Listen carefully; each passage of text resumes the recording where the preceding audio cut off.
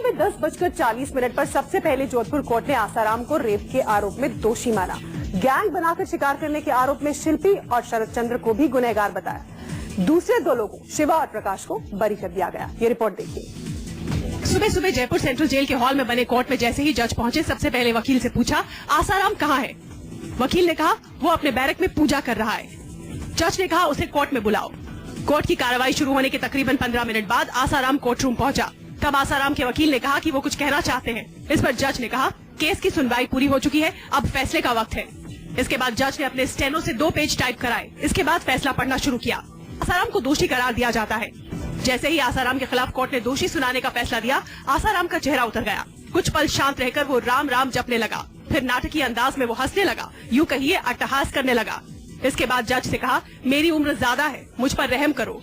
इस पर जज ने कहा सजा का भी फैसला आज ही देंगे, थोड़ी देर बाद फिर कोर्ट बैठेगी। अट्टहास करने वाले आसाराम को थोड़ी देर बाद फैसले की गंभीरता का एहसास हुआ। बैरक नंबर 2 में चला गया, जमीन पर बैठ गया। तभी उसकी तबीयत बिगड़ने की शिकायत आई, लेकिन थोड़ी देर में ही उसने सजा पर फैसला सुनने के लिए खुद को पूरी तरह तैयार कर लिया। दोपहर 3:05 जज ने आसाराम से कहा तुमको उम्र कैद, जब तक जिंदा रहोगे जेल में रहोगे। कोर्ट ने शिल्पी उर्फ संचिता और शरद चंद्र को 20-20 साल की सजा सुनाते हुए कहा नाबालिग इनके संरक्षण में थी, इनके संरक्षण में पढ़ाई कर रही थी। इन दोनों ने आसाराम के साथ मिलकर साजिश रची। मतलब अदालत ने माना कि आसाराम ने लड़की का शिकार करने के लिए पहले गैंग बनाया, फिर अपराध करने के लिए अपने लोगों को उकसाया, फिर लड़की को बहला फुसलाकर जोधपुर के मड़ाई आश्रम में बुलाया, बंद कमरे में रेप किया, विरोध करने पर डराया धमकाया। मतलब कोर्ट के फैसले से आज साफ हो गया कि धर्म का चोला ओढ़कर भोले भाले लोगों को बहलाने फुसलाने वाला आसाराम दरअसल शिकारी निकला। अब सवाल उठता है कि इस केस में आसाराम के समेत 5 आरोपी थे। कोर्ट ने सिर्फ 3 को दोषी माना, 2 को बरी क्यों कर दिया? कोर्ट ने शिवा और प्रकाश को संदेह का फायदा क्यों दिया? ये रिपोर्ट देखिए। इसे समझने के लिए सबसे पहले इस क्राइम चार्ट को देखिए। पीड़ित लड़की जो शाहजहांपुर की रहने वाली थी, इसको शिकार करने के लिए आसाराम ने क्या किया वो इस चार्ट के जरिए समझिए। आसाराम ने सबसे पहले अपने निजी सचिव शिवा और आश्रम के रसोइये प्रकाश से मोबाइल पर बात की। आरोप था कि आसाराम ने शिवा और प्रकाश को फोन पर कहा कि छिंदवाड़ा के गुरुकुल में पढ़ने वाली लड़की को जोधपुर के मड़ाई कुटीर में भेजने के लिए शिल्पी और शरद चंद्र से बात करो। शिल्पी छिंदवाड़ा के गुरुकुल की वार्डन थी और शरद चंद्र गुरुकुल का डायरेक्टर था। तारीख 7 अगस्त 2013, जगह छिंदवाड़ा गुरुकुल।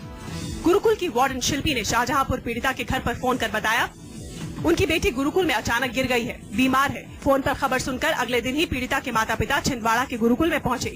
वार्डन शिल्पी और डायरेक्टर शरद चंद्र से मुलाकात की।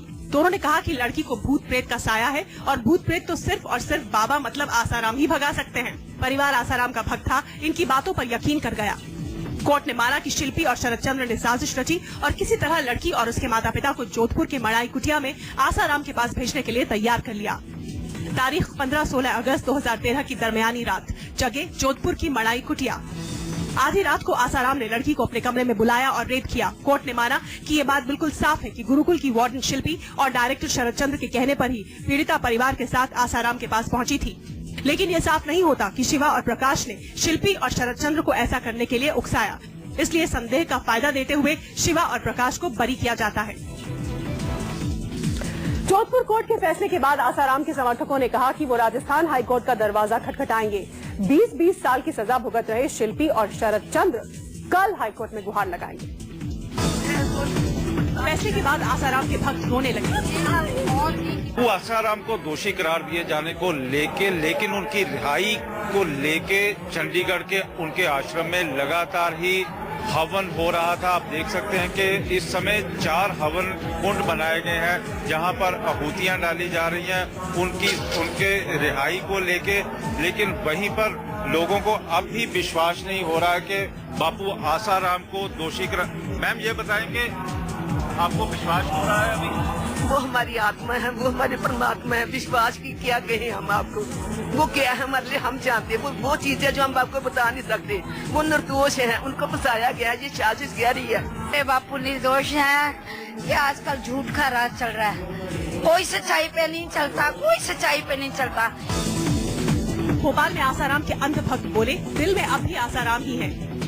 जोधपुर कोर्ट ने आसाराम बापू को उम्र कैद की सजा सुनाई। इस वक्त हम भोपाल के उस आश्रम में मौजूद हैं जहां कुछ साधक भी मौजूद हैं। आप क्या कहना चाहेंगे? आपके जो गुरु थे, जो ईष्ट देव थे, जिन्हें आप मानते थे सुकॉल्ड, उनको अब उम्र कैद की सजा। मुख्यालय बोलेगा तब जाके हम समझेंगे। वो न्यायपालिका पर पूरा भरोसा करते हैं, पर न्यायपालिका को गुमराह करने वाले भी सब बाहर का जो षड्यंत्रकारी हैं वो करते हैं। आसाराम की प्रवक्ता नीलम दुबे सामने आई, कहा हाईकोर्ट जाएंगे। झटके तो बहुत झेले हैं, तो ये एक और बड़ा झटका हमने झेल लिया है, लेकिन हम हाई कोर्ट में इस वर्डिक्ट को चैलेंज करेंगे। जो कोर्ट सिस्टम है उसके तहत हम ये आगे बढ़ेंगे। उधर आसाराम के फैसले पर राजस्थान सरकार ने अपनी पीठ थपथपाई।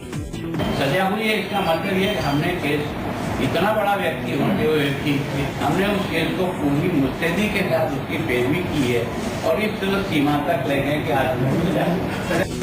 लेकिन सच्चाई क्या है वो हम आपको बताते हैं। पीड़िता ने 20 अगस्त 2013 को दिल्ली में एफआईआर दर्ज कराई थी। दिल्ली पुलिस ने उसी वक्त 164 के तहत पीड़िता के बयान को दर्ज कराया। मतलब अब पीड़िता बयान से मुकर नहीं सकती थी। राजस्थान पुलिस चाहकर किसी दबाव में बदलाव नहीं कर सकती थी। आसाराम को जो उम्र कैद की सजा आज सुनाई गई है, उसकी नींव दिल्ली में उस वक्त पड़ गई थी जब पीड़िता ने पुलिस के सामने अपना बयान दर्ज कराया और फिर दिल्ली की पुलिस ने आगे जांच बढ़ाते हुए मजिस्ट्रेट के सामने धारा 164 के तहत लड़की का बयान करा दिया था। ये एक अहम कड़ी थी, जिसके बाद बयान कराने के बाद ये पूरा मामला ट्रांसफर होकर के जोधपुर राजस्थान पुलिस के पास आ गया और राजस्थान पुलिस को उसी बयान को आगे बढ़ाना था, उसी को इन्वेस्टिगेट करा करके आगे बढ़ाते बढ़ाते इस नतीजे पर आना था। यहीं से पीड़िता का केस शुरू से आसाराम के खिलाफ मजबूत हुआ और आसाराम हमेशा हमेशा के लिए जेल का कैदी बनकर रह गया।